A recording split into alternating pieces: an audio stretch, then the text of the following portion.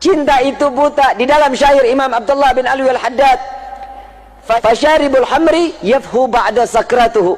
Orang yang cinta, orang yang namanya mabuk minum minuman khamar, setelah dia mabuk udah sadar tuh dia tuh, dan apa yang dia lakuin lupa, kebelakangannya lupa. Tapi kalau orang yang udah mabuk cinta, wasyaribul hubbi tulil umri sakranu, orang yang udah minum nikmatnya cinta sampai mati akan menambahkan rasa cinta dan terus dalam keadaan mabuk dengan cintanya. Betul? Gorma romantis orangnya. Soalnya zaman sekarang ngomongin cinta itu lebih masuk ke dalam otak sama ke hati dibanding suruh rukun wudu. Ayo Kiai, jujur, bener nggak? Urusan cinta ya otodidak, bib. Itu mah berjalan sendiri. Yang namanya cinta harus ada pengorbanan, betul? Bagaimana cintanya Nabi kepada kita? Pengorbanan dari awal lahir sampai yaumil qiyamah. Pengorbanan semuanya untuk umat Nabi Muhammad SAW. Sampai diabadikan di dalam Al-Quran. Laqad ja'akum rasulun min anfusikum azizun alaihi ma'anittum harisun alaikum bil mu'minina ra'ufur. Akan datang kepada kalian seorang Rasul utusan Allah, sama seperti kalian, bagian golongan manusia, memiliki Rahman, memiliki Rahim, punya kasih sayang yang begitu besar, namun beban umatnya dipikul sampai yaumil qiyamah. Beban umat dipikul, kita beban hidup kita sendiri aja udah males. Belum ujian dalam hidup nih, tapi ingat-ingat nih, ada ujian, ada azab. Ya, ada ujian, ada. Buat orang yang ujian, mereka yang punya kelas. Orang sekolah punya kelas, ada ujiannya kan? Ada tingkat kenaikan kan? Kalau dia bagus, nilainya bagus, bisa naik ke. Kalau dia lulus dalam ujiannya. Kalau orang yang nggak mungkin sekolah, orang nggak sekolah, mungkin nggak ada ujian. Mungkin naik kelas, nggak mungkin. Nih hidup kita nih, kadang kita lupa nih. Nih saya cuma sekedar ngingetin. Ada orang, kalau kita tanya, kita tahu nih orang ibadahnya males, ogah, ngaji nggak mau, baca Quran enggak. Begitu datang ketemu kita, ujian besar sekali. Sampaiin nama dia, itu bukan ujian tong, itu azab baru di dunia. Kalau orang nggak ibadah, azab namanya. Tapi kalau orang yang ibadah, itu adalah ujian. Setiap ujian berarti Allah ingin mengangkat derajat kita di sisinya. Alhamdulillah. Enak kan? Enak gak jadi umat Nabi? Gue mah ogah ujian mulu. Ujian dalam hidup ini gimana cara hindarinnya? Yang pertama harus sabar, betul? Bagaimana caranya? Tapi jangan pernah minta doanya, ya Allah berikan tambah kesabaran buat diri hamba. Jangan. Ujian terus menerus loh. Katanya minta sabar. Ujian lagi, ujian lagi, ujian. Minta, ya Allah, setiap kali permasalahan dalam hidupku, jadikan itu pelajaran dalam hidupku, sehingga aku dapat menyelesaikan dengan makin dekat kepadamu. Itu mintanya. Ya Allah, tambahin kesabaran. Besok diuji lagi lebih parah. Ya Allah, kok nggak tambah aja? Salah doanya. Nih salah doa ada di zaman Nabi SAW.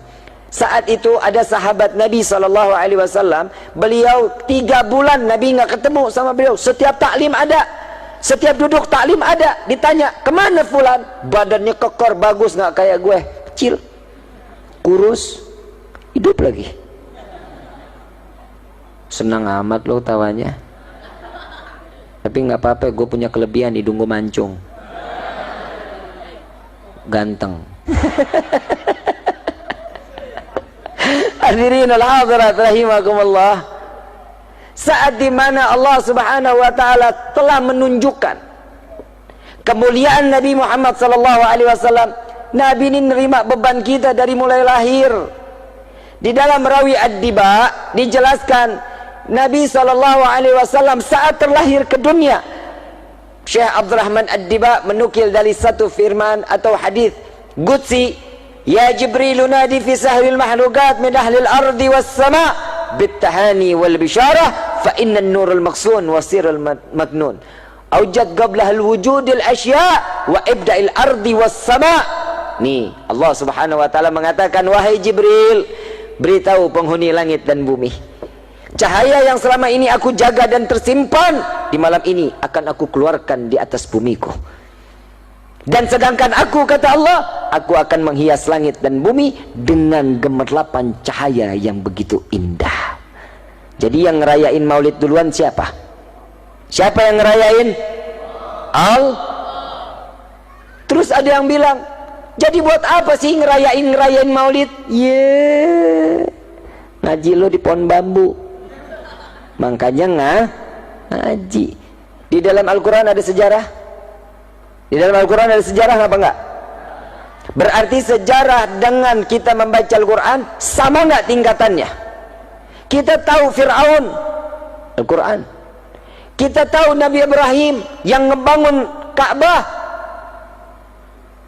ada di dalam Al-Quran. Kita tahu anjing yang boleh masuk surga, ada di dalam Al-Quran.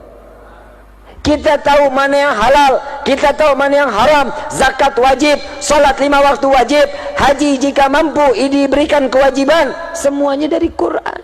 Semuanya ada peristiwa di dalam sejarahnya. Sama begitu pula Maulidun Nabi Muhammad sallallahu alaihi wasallam. Kita begini ini karena kita telah diajarkan oleh Allah untuk memuliakan dan mengagungkan Nabi Muhammad. Dari mana, Bib? Emang Allah mengagungkan? Ya udah dong, udah cukup kalau Allah udah mengagungkan dan memuliakan Nabi. Nah, ini perlu dijawab nggak nih?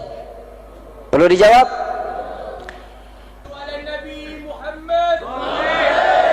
Bukan semata-mata kita cuma mau cari perhatian. Nabi ini mikirin kita. Kalau ada orang yang di luar sana, untuk apa, buat apa, kenapa, tanya nih, seakan-akan dia sama iblis sama. Saat kelahiran Nabi, siapa yang benci? Jadi kalau ada orang bilang nanya, ngapain acara-acara maulid? Nih tanya tuh, nih jangan-jangan lo iblis nih. Apa kata Nabi? Aku khawatir, kata Nabi. Nabi mengatakan, aku khawatir pada zaman nanti, di akhir zaman kelak datangnya pada umatku, Islam cuma nama. Sudah apa belum? Ngaku Islam, betul? KTP Islam, sholat kagak, ngaji durhaka, sadar. Alhamdulillah. Saya besok-besok pengen cari yang tempat daerahnya yang pada sadar aja masyarakatnya dah. Jadi enak, berasa nyadarinnya. Sebenarnya nggak usah disadarin, Bib, kita udah sadar, tapi kitanya aja yang blow on. Coba kita bisa kebayangin, Islam cuma nama, cuma sekedar nama. Namanya Islam, sama orang jahatnya luar biasa, mulut ngoceh aja. Orang tetangga beli kulkas, kita yang tempel koyo. Bu, hoi, begitu kelewatan loh. Tetangga beli mobil Grace, bapak kakinya encok. Begitu. Mudah-mudahan di sini mah orang-orang soleh-soleha semuanya. Saya nggak ngelihat ada keburukan di mukanya nih. Kalau kita ditampakin keburukan, waduh, benjol sono, benjol sini. Insya Allah, Allah baik sama kita ya, baik. Tapi kita nggak pernah baik sama Allah, betul? Udah numpang di bumi. Kalau kita satu kali sholat Allah murka, kita diusir dari bumi, mau kemana loh? Ya udah, Bib, saya pindah ke dalam tanah. Emang tanah punya siapa? Bapak loh. Punya Allah. Ya udah, Bib, saya beli pesawat, saya naik ke atas bulan. Bulan punya siapa? Ya udah, Bib, saya tinggal di matahari. Buleng-buleng loh. Matahari punya siapa?